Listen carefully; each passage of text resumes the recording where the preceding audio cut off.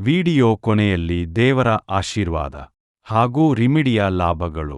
Miss ಮಾಡದೆ ಲಾಭವನ್ನು ಪಡೆದುಕೊಳ್ಳಿ. ಒಳ್ಳೆಯದಾಗಲಿ. ಓಂ ನಮಃ ಶಿವಾಯ. ಬನ್ನಿ ಮುಂದುವರಿಯೋಣ.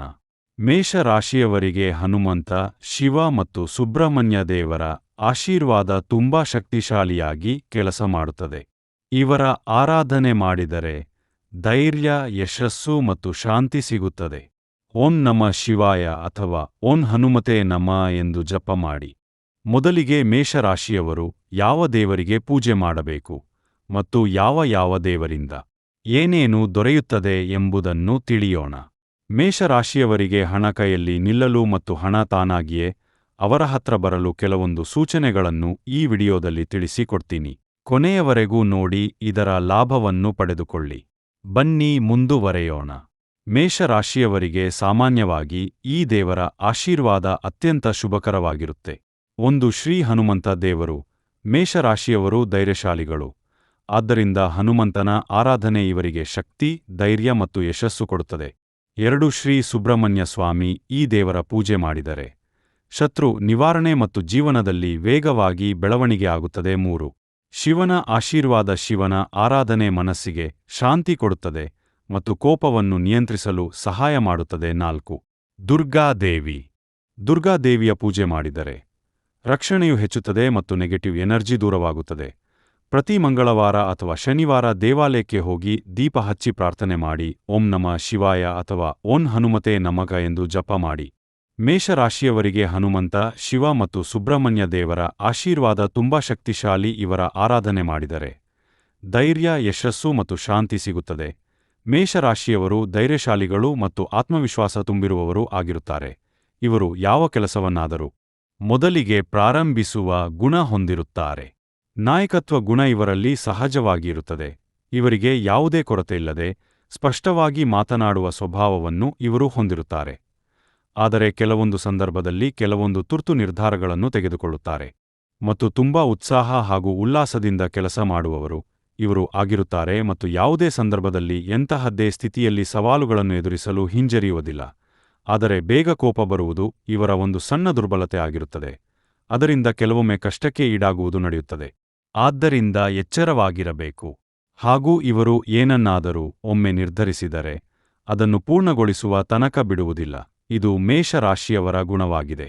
ಮತ್ತೆ ಇವರ ಸಾಮರ್ಥ್ಯ ಎಂಥದ್ದು ಎಂದರೆ ಇವರಿಗೆ ನಾಯಕತ್ವ ಸಾಮರ್ಥ್ಯ ಹೆಚ್ಚು ಇರುತ್ತದೆ ಹಾಗೂ ಯಾರೂ ಇವರನ್ನು ಅಷ್ಟು ಸುಲಭವಾಗಿ ಸೋಲಿಸಲಾರರು. ಹೊಸ ಅವಕಾಶಗಳನ್ನು ಗುರುತಿಸುವ ಶಕ್ತಿ ಇವರಲ್ಲಿ ಜಾಸ್ತಿ ಇರುತ್ತದೆ ಮತ್ತು ತುಂಬಾ ಎನರ್ಜಿ ಮತ್ತು ಉತ್ಸಾಹ ಇರುತ್ತದೆ. ಸಾಹಸಮಯ ಕೆಲಸಗಳಲ್ಲಿ ಯಶಸ್ಸು ಪಡೆಯುತ್ತಾರೆ. ಆತ್ಮವಿಶ್ವಾಸದಿಂದ ಜನರನ್ನು ಪ್ರೇರೇಪಿಸುತ್ತಾರೆ. ಕಷ್ಟದ ಸಮಯದಲ್ಲೂ ಹಿಂಜರಿಯುವುದಿಲ್ಲ. ಸ್ವತಂತ್ರವಾಗಿ ನಿರ್ಧಾರ ತೆಗೆದುಕೊಳ್ಳುವ ಶಕ್ತಿ ಇವರಲ್ಲಿರುತ್ತದೆ ಹಾಗೂ ಇತರರ ಸಹಾಯಕ್ಕೆ ಯಾವಾಗಲೂ ಮುಂದೆ ನಿಂತುಕೊಳ್ಳುತ್ತಾರೆ. ಹೊಸ ಆಲೋಚನೆಗಳನ್ನು ಕ್ರಿಯಾತ್ಮಕವಾಗಿ ಜಾರಿಗೆ ತರುತ್ತಾರೆ. ಹಾಗೆ ಹಿಡಿದ ಹದವನ್ನು ಸಾಧಿಸುವವರೆಗೆ ಇವರು ಬಿಡುವುದಿಲ್ಲ. ಛಲವಾದಿಯಾಗಿರುತ್ತಾರೆ. ಮೇಷರಾಶಿಯವರಿಗೆ ಹಣದ ಕೊರತೆ ಇದ್ದಲ್ಲಿ ಈ ಒಂದು ರಿಮಿಡಿಯನ್ನು ಮಾಡಿ ನೋಡಿ. 1 ವಾರದಲ್ಲಿ ಹಣದ ಸಮಸ್ಯೆಗಳು ಬಗೆಹರಿಯುತ್ತವೆ ಮತ್ತೆ ಹಣದ ಕೊರತೆ ಯಾವತ್ತೂ ಬರುವುದಿಲ್ಲ. ಈ ರಿಮಿಡಿಯು ತುಂಬಾ ಸುಲಭ ಮತ್ತು ಲಾಭದಾಯಕವಾಗಿರುತ್ತದೆ. ಇಂದೇ ಶುರು ಮಾಡಿ ಲಾಭವನ್ನು ಪಡೆದುಕೊಳ್ಳಿ. ಯಾವುದೇ ಕಾರಣಕ್ಕೂ ಸ್ಕಿಪ್ ಮಾಡಬೇಡಿ. ಪೂರ್ತಿಯಾಗಿ ನೋಡಿ. ಇದರ ಸದುಪಯೋಗ ಪಡೆದುಕೊಳ್ಳಿರಿ.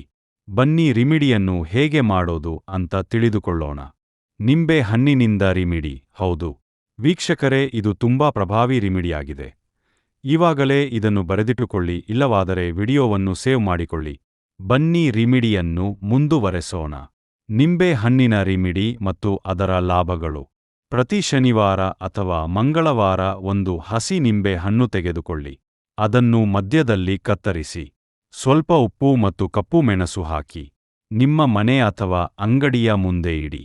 ಇದು ನೆಗೆಟಿವ್ ಎನರ್ಜಿ ದೂರ ಮಾಡುತ್ತದೆ ಹಾಗೂ ಯಾವುದೇ ಕೆಟ್ಟ ದೃಷ್ಟಿ ತಾಕದಂತೆ ಕಾಪಾಡುತ್ತದೆ. ನಿಮ್ಮ ಮನೆಯ ಅಥವಾ ಅಂಗಡಿಯ ಬೀದಿಯಲ್ಲಿ ಹಾಕಬಹುದು. ಅದರಿಂದ ಕೆಲವೊಂದು ನೆಗೆಟಿವ್ ಎನರ್ಜಿಗಳು ದೂರ ಆಗುತ್ತವೆ ಮತ್ತು ಇದು ದೃಷ್ಟಿ ದೋಷ ನಿವಾರಣೆಗಾಗಿ ತುಂಬಾ ಅನುಕೂಲವಾಗಿರುತ್ತದೆ. ಪ್ರತಿ ವಾರ ಹೊಸ ನಿಂಬೆ ಹಣ್ಣನ್ನು ಬಳಸಬೇಕು. ಹಳೆಯ ನಿಂಬೆ ಹಣ್ಣನ್ನು ಬಾವಿಗೆ ಅಥವಾ ನೀರಿಗೆ ಹಾಕಬೇಕು. ಹೊಸ ನಿಂಬೆ ಹಣ್ಣಿನಿಂದ ನಿಂಬೆ ಹಣ್ಣು ಶುದ್ಧತೆ ಮತ್ತು ಪಾಸಿಟಿವ್ ಎನರ್ಜಿ ಜಾಸ್ತಿ ಹೆಚ್ಚಾಗುತ್ತಾ ಇರುತ್ತದೆ. ಇದರಿಂದ ಮನಸ್ಸಿಗೆ ಶಾಂತಿ ಬರುತ್ತದೆ. ಆತ್ಮವಿಶ್ವಾಸ ಹೆಚ್ಚಾಗುತ್ತದೆ. ಕೆಲಸಗಳಲ್ಲಿ ಅಡಚಣೆ ಕಡಿಮೆಯಾಗುತ್ತದೆ ಮತ್ತು ಎಲ್ಲಾ ಕೆಲಸಗಳು ಸುಲಭವಾಗಿ ಆಗುತ್ತವೆ. ಕೊನೆಯದಾಗಿ ಹೇಳಬೇಕು ಎಂದರೆ, ಮೇಷ ರಾಶಿಯವರು ಶಕ್ತಿಶಾಲಿಗಳು ಮತ್ತು ಧೈರ್ಯವಂತರು. ನಿಂಬೆ ರಿಮಿಡಿ ಮಾಡುವುದರಿಂದ ಮನಸ್ಸು ಶಾಂತವಾಗಿ ಇರುತ್ತದೆ. ನಂಬಿಕೆ ಮತ್ತು ಪರಿಶ್ರಮ ಇದ್ದರೆ ಯಶಸ್ಸು ಖಚಿತವಾಗಿ ಸಿಗುತ್ತದೆ. ಓಂ ನಮಃ ಶಿವಾಯ. ಜೈ ಹನುಮಾನ್. ನಿಮ್ಗೆ ಒಳ್ಳೆಯದಾಗಲಿ.